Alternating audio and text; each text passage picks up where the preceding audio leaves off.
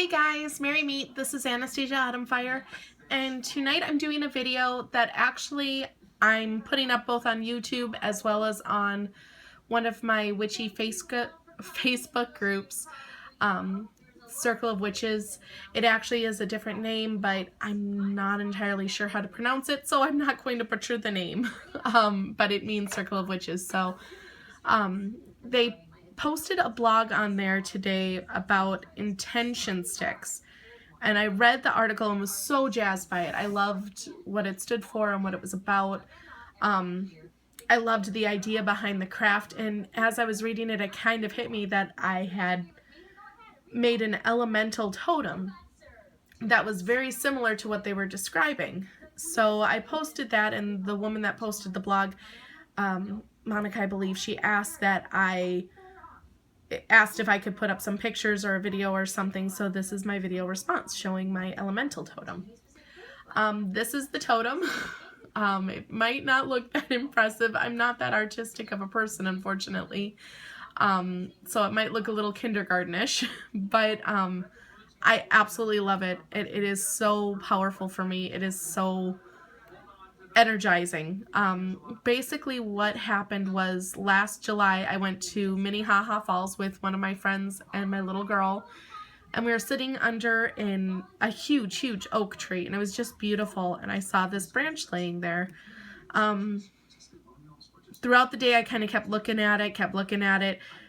As we were leaving, it was still there, and so I left an offering and asked permission to take the branch off of the ground, and it felt right, so I took it. I absolutely loved the branch. It is oak, which is a very sacred wood for especially the Druid culture, which is, I do have a blended path set in northern traditions with my matron goddess Hel, but also Celtic traditions with my patron god Cernunnos. So the oak is very sacred to Cernunnos specifically, but also to the Druids of the Celtic traditions. I also loved this piece because, as you can see, I mean, the branch was definitely dead. It was on the ground. But as you can see, there's this kind of fungus that was growing over it. There was some algae and moss, and it symbolized for me that although something is dead, new life can spring from it, or it can still serve a purpose, or it really just illustrated for me the cycle of life, death, and rebirth. And that speaks very much to my matron goddess Hel. So for me, this wood seemed to be tied to both my matron and my patron, and that is kind of a blessing in my opinion. So I took it home and kind of sat with it for a bit and meditated with it and kind of felt its energy. And the more I did so, the more I felt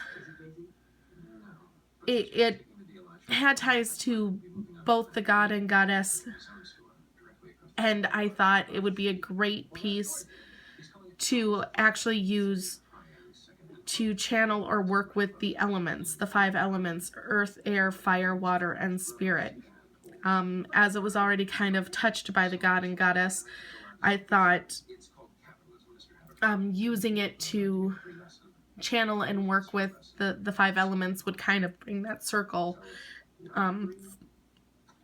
It would kind of bring the piece full circle, for lack of a better phrase. I didn't want to sand it or smooth it or take away any of the bark, because one of the major reasons I was attracted to this branch and really felt a kinship with it was because of the wood and the state of decay and the life that kind of had found its place to it. So I left that on there, and then what I did was I smudged the crap out of it. I cleansed it. I used all elements. I used salt, used water, incense, fire. I also charged it in the sunlight for 3 days, And then in not just moonlight, but I believe I did charge it under the blue moon, under the moon at Lunasa. So it has solar charged, it has moon charged, and I do kind of charge it periodically as well, those ways, as well as smudge it and purify it with the elements. I also consecrated it with some elemental oils that I had made, and I am trying to think of what else I've done with it to kind of consecrate it and give it its purpose. A lot of meditation with it, just holding it and thinking while I was working with it, while I was blueprinting it, because for those of you that do follow me on Facebook or YouTube, you know, very much a planner. I don't usually create something without having laid it out somehow. So while I was making those blueprints, I would have the branch by itself out, and I would hold it and kind of just close my eyes and think of what I wanted it to do, how I would utilize it, how I would use it. And that's where the design kind of came from. I wanted it to be very primal. So I just put the representations of the 4 elements around it. I created it while holding it so that the corresponding directions were being upheld while I created it as well. So here we have 3 stones. These stones were actually given to me by one of my friends. She finds things, collects them, be it in various stores, out in nature, what have you, and she kind of holds on to them until she finds the right place for them.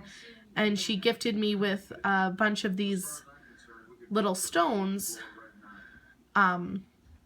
just a few days before I began the actual decoration on this totem. So I thought that would be a perfect way to utilize them. Then, so that represents my earth, and again I use the number of 3 for the goddess. Then we have 3 feathers, and I am using yellow, blue, and white. Those 3 colors are very much related to the sky and the air for me. Yellow for sun, blue for sky, and white for the moon.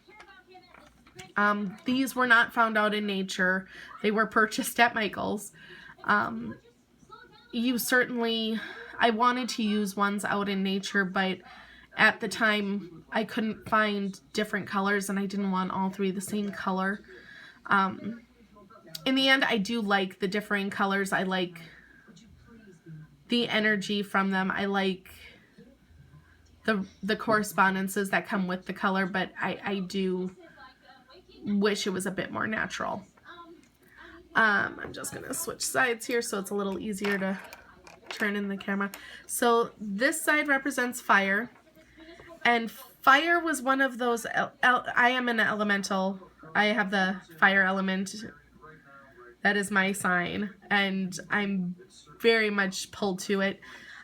I could not figure out for the life of me how to put fire on here, and then I found, I thought of putting these ribbons on here to signify, just to kind of look like a flame, to represent a fire. I actually really like it. It really suits me as a practitioner. It adds a bit of whimsy to it.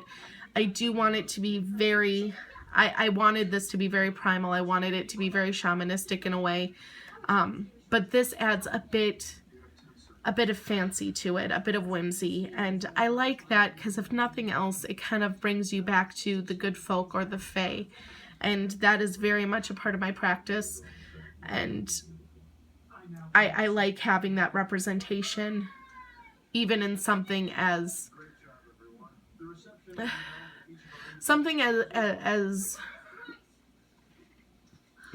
I don't want to keep using the same words, but something as tied to nature and the natural world while being supernatural as this, if that makes any sort of sense. Ribbons are kind of they're not necessarily something you would find in nature. They're man-made, but I do really like this aspect on here. And then the last was water, and I have 3 shells. Again, you'll notice all of my elements have 3. With fire, it was 3 different colors. You have orange, red, and kind of this gold. And I believe it is just 3 ribbons, but they're doubled up. And then here we have 3 shells. I do have one that is kind of the feminine clamshell. And then I have a more phallic looking shell. And then this one I used because although it is phallic, it still kind of has the womb. And I kind of like that. Even though I think this probably corresponds more with the male side of things. I saw both male and female in this, or masculine and feminine, I should probably say. So that is why I wanted to include that one, kind of a in between those two. And then we have spirit. So for spirit, I found a clear quartz point. I found this at my local witchy store. I absolutely fell in love with it as soon as I saw it. I went in there for something completely different, and as soon as I saw this, I'm like, oh, that is going on my elemental totem to symbolize spirit. There's so many rocks or crystals you can use to connect to spirit. I know amethyst is a huge, huge one. I know my friend, she likes to use smoky quartz a lot. I like crystal quartz. Crystal quartz is use it for whatever purpose you need. It's an all-arounder. It amplifies the intent, I find. So whatever you're putting into something, it can give it kind of a power boost, and I like that aspect. I put it on there. You can probably see it wasn't done all that well with some clay. I didn't really want to use a lot of man-made things to hold things in, but the clay I thought would be connected to earth. And then here I did have to use some glue. We have a moonstone.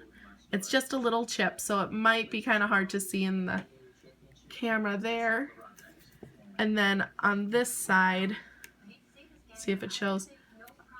Again, kind of hard to see. With everything right there is a tiger's eye chip. The reasoning for that is, again, just as everything here was in groups of 3, everything on top I wanted to have groups of 3. So we have the crystal point, then we have the tiger's eye for the god, and the moonstone for the goddess. Tiger's eye and moonstone both are normally corresponding with god and goddess. Tiger's eye is god, moonstone is goddess. But for me, I did use them because they personally correspond with my matron and patron. So tiger's eye is a sacred stone to Cernunnos, and moonstone is a sacred stone to Hel.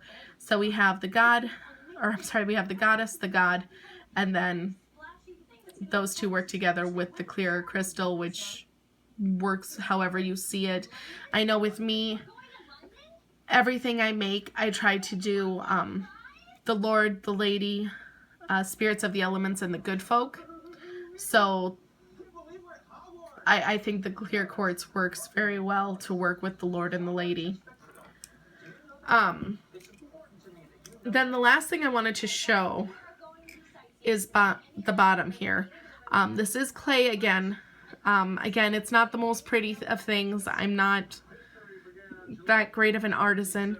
But what I did was I hollowed out a piece in the branch, and I put herbs. I put patchouli for earth.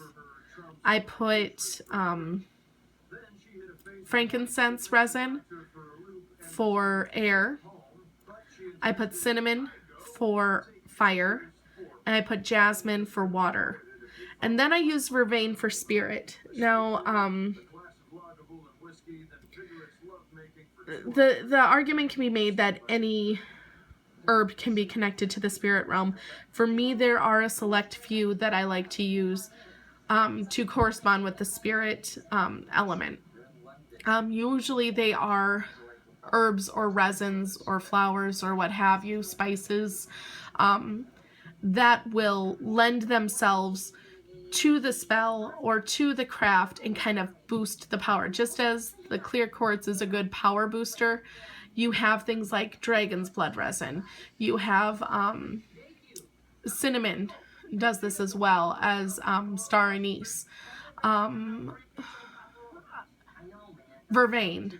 All of these are items that kind of heighten the psychic vibrations, and not only do they have their own properties and boost those, but they also work with the herbs being used around them or the crafts that they're being used on and raising those vibrations as well, kind of giving an overall power boost to the item. So those I oftentimes will associate with spirit as well. Angelica root and lavender I also do associate to the spirit realm or the spirit element, not because they raise vibrations or give a power boost, but Angelica root is said to connect to the ethereal realm or the angelic realm, and lavender has huge connections to the good folk. Hawthorn as well, huge connection to the fae. So those are kind of some of the herbs or resins or what have you that I would use to represent the spirit correspondence. For this item, I did use vervain. So I hollowed out an area, and in there I put those herbs, resins, flowers, and then put a protection oil over the wood, as well as kind of mixing it in with the clay and then putting the clay over. And then I sealed it with onyx for earth, citrine for air, carnelian for fire, amethyst for water, and then the clear quartz again for spirit. And then I drew an invoking pentagram for protection, as well as drawing power and positivity to the totem itself. So this is ultimately my elemental totem. I oftentimes will just kind of have it on my altar, but I do use it for a lot of meditation. I've used it in a couple of rituals. I know I just got done doing a week or so learning about the Magician tarot card, where he is very much a master of the four elements and connecting earth, or connecting the spirit realm to the physical realm. So I did a lot of meditation with that tarot card to learn it a bit better on a more intimate level, and this was used. If I'm working on anything that uses elemental power or kind of more of a primal aspect, something that isn't necessarily refined, if I'm trying to connect to something deep at my core that I can't really find the words or the way to get through, I will make sure that I'm holding this in my hand just to draw from its power and let it kind of guide me to that inner that inner place, if that makes sense. So yeah, so that's my elemental totem. I guess the connection that it kind of has to the intent sticks. I wasn't thinking of an intent when I found it, but once I got it, what I wanted to use it for, how I wanted it to come together, all of that came very organically. It was very much, I think, a piece that was meant for me. And once I kind of got it in my possession, I knew exactly what I wanted to use it for. And it is such a key piece to my connection to the spirits of the elements. And that is definitely what it is. Its intent is to connect to those primal realms. I hope this was informational. I hope this wasn't long-winded. even more so, I hope this made sense. I hope you guys enjoyed it. If you're watching this on YouTube, please like, subscribe, all that fun stuff.